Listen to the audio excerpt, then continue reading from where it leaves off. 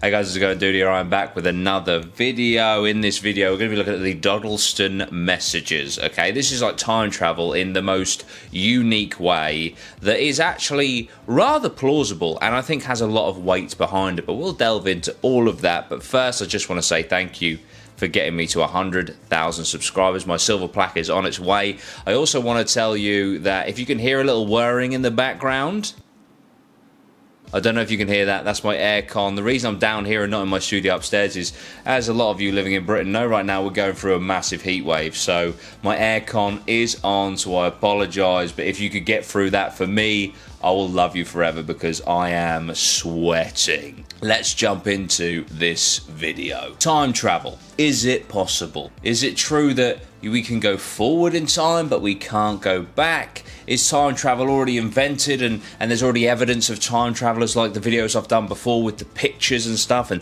time slips, a video that I want to delve back into. If you want me to do more stories of time slips and just time travelers, evidence of time travelers in the past, let me know. But yeah, do we need a machine to travel back? Do we need a TARDIS? Or do we just need a communication device in order to travel back in time or forward in time? That is what this video is all about today. If you haven't heard of this story before, it's crazy. I hadn't heard of it before it was suggested to me. I've looked into it and wow. So, it begins in a humble Cheshire village of Dodleston in 1984. Now, what happened? To cut to the chase, a conversation took place on a very primitive computer, one of the first home computers ever made, that took place between the people on the computer in 1986 and someone claiming to be in the 16th century. So we have Ken, Debbie,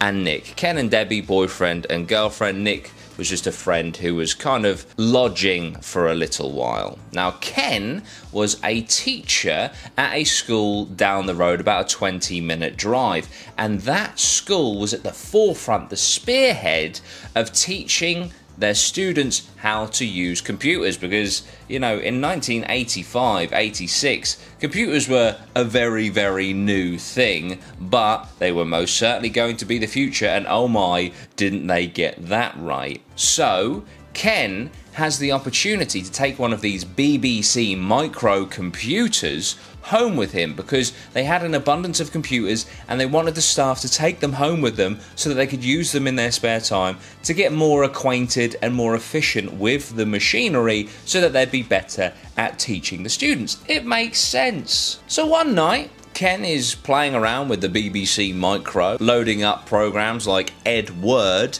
like the name Edward but with an O instead of an A to make the word word. Like, it's like the most primitive early Microsoft Word, right? It's just that it's a document program where you can write notes. I don't know why I'm going into so much detail with that, but anyway, so he's left this Word document program open and is gone to his friend's house, right? And when he returns after leaving this Edward program running, he receives a very odd message. It's kind of like a document been left on the screen when he gets back, and it reads as follows: Ken, Deb, Nick. True are the nightmares of a person that fears. Safe are the bodies of the silent world. Turn, pretty flower, turn towards the sun, for you shall grow and sow. But the flower reaches too high and withers in the burning light. Get out your bricks. Pussycat, pussycat, went to London to seek fame and fortune. Faith must not be lost, for this shall be your redeemer. Your guess is as good as mine. No idea. Maybe it's just a nice poem that is randomly turned up on the computer. It's important to note, by the way, guys, yes, the internet had technically been invented in 1983, but it was far from, like, widespread. You had to wait till like 1995 for that. So you're talking 10 years from when this story is taking place. Plus you had to be connected to a network. This computer was not connected to anything but an electricity supply, okay? So there was no Wi-Fi, no fiber optic, no broadband, nothing. So nothing should have been able to communicate with this computer. Anyway, they couldn't really get to the bottom of it, and it was time to take the computer back to work. So the computer went back to school, okay? Now fast forward to February of 1986. A few months down the line, Ken has the opportunity to bring the computer back with him once more. Now surely there isn't going to be another message, is there? There is. So once again, after leaving the computer on by itself for an extended period, Ken looks at the screen and, would you believe it, there is another message. I write on behalf of many, what strange words thou speak, although I must confess that I hath also been ill-schooled. Sometimes methinks alterations are somewhat baleful, for they break mine asleep in mine bed. Thou art goodly man, who hath fanciful women who dwell in mine home. I hath no want to affray, for only scythe mine half-whited antic has ripped a twain. Mine bound hath I been wrethed at night. I hath seen main alterations lasty charge house and thou home. 'Tis a fitting place with lights which devil maketh, and costly things that only mine friend Edmund Grey can afford, or the king himself. 'Twas a great crime to hath bribed my house.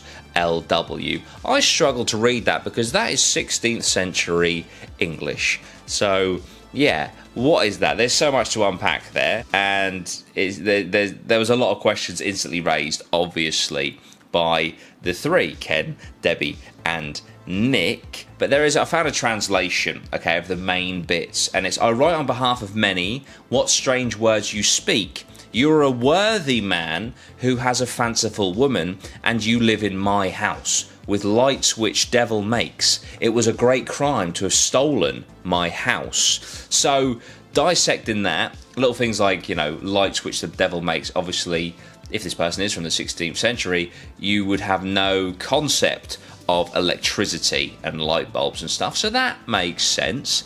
But he seems to be in this mind space that his house has been stolen by these three people that are currently living in there in 1985, 1986. So he is clearly vexed, for want of a better phrase. How is he communicating, right? We have to think about this, because let's say it's legit, yeah? He either has a BBC Micro in the year, I think it was something like 1535 or 45, something like that. Or perhaps he's a ghost trapped in the house and is using the machine, the computer, don't know why I keep calling it a machine, to communicate with the three in the house. He's like a ghost in the machine. Or maybe it's not legit and they're being pranked. Ken, Debbie, and Nick decide they're going to reply to these messages, reply to LW, and they want to know, who is this? Why is this happening? How is this happening? Where is this happening?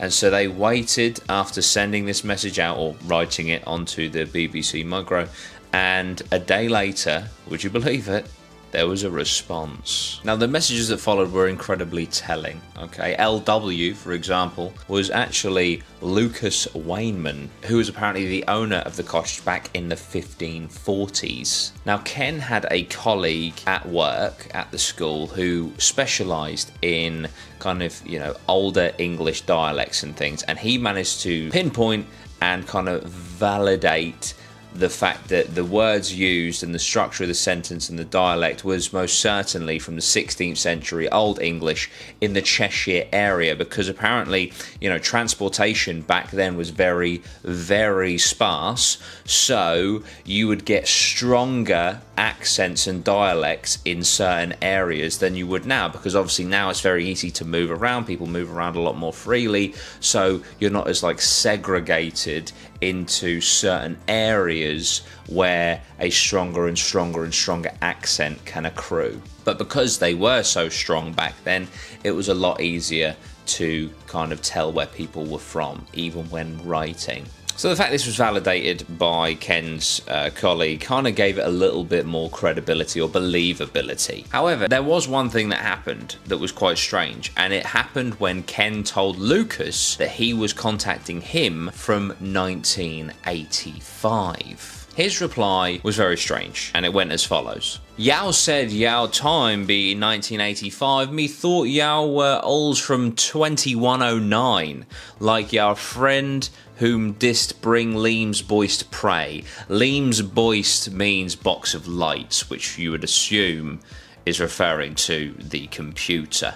So he's confused. You're from 1985? I thought you'd be from 2109, like your friend. Well, who was this friend from 2109? So Ken, Deb, and Nick decided to try and contact whoever it was in 2109, because Lucas was apparently communicating with a third party from that time period. So Ken contacted the future. How did he do this? Simply by writing in the Ed Word program, calling 2109. Do you think he got a reply? He did indeed get a reply from 2109, and it read as follows. Try to understand that you three have a purpose that shall in your lifetime change the face of history.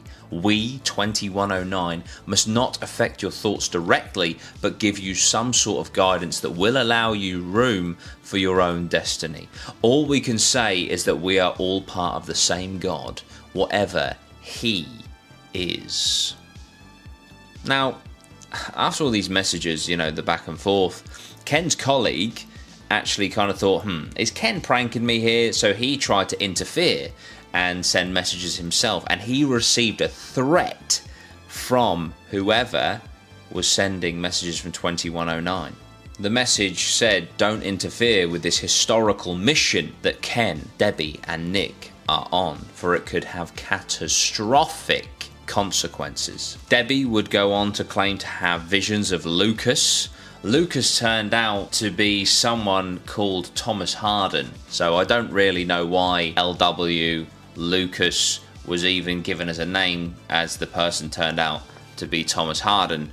But yeah, this was all later documented in Ken's book, The Vertical Plane. So that is the story, right, of the Dodleston messages. What do I think? I think it's fun. I think the fact that Ken later put all of this into a book, you could argue he was, and obviously this is just a thought process, I'm not saying this is fact, it could be like he was making it up to give some weight behind his book, to make his book easier to sell because it's like based on true events, that kind of thing. But it could also be legit. They do say that the paranormal can communicate through certain devices and electric things, so maybe this was a ghost in the machine. Maybe this Lucas was contacting from 1540s, but then it doesn't explain the 2109. It doesn't explain the future, which then means it's not a ghost in the machine at all. It has to be some kind of time travel. But then there's no explanation that I could find as to how Lucas would have been contacting them, unless Lucas either had a BBC Micro sent to him back in time, or he was a ghost, but then there was someone in the future actually doing time travel, so this is time travel and ghost stuff, or it was all made up, which, I mean, make your own decision. Let me know down below, but I know which way I'm kind of swaying towards. But yeah, it's interesting, to say the least. Time travel stuff is always interesting. I'm sure there'll be people with strong opinions on this kind of thing. Completely understandable. Let me know what you think down below, okay? Thank you so much for watching, guys. I really do appreciate it. I hope you enjoyed this video. I have a Patreon, which for just £1 a month, you can get bonus content each week where I kind of do a behind the scenes intimate chat about, you know, what's going on with me, my kind of plans for the future and what I'm doing on the channel that week, etc. So if that sounds like something that interests you, for just £1 a month, you can be part of that. But you don't have to. The main thing for me is that you come here and you watch the videos. That's all that I really want, is, you know, to entertain people. So if you come here and get entertained, I've done my job. Epic. But yeah, thank you so much, guys. I really appreciate it, and I'll see you very soon, I'm sure. Sweet one. Geez.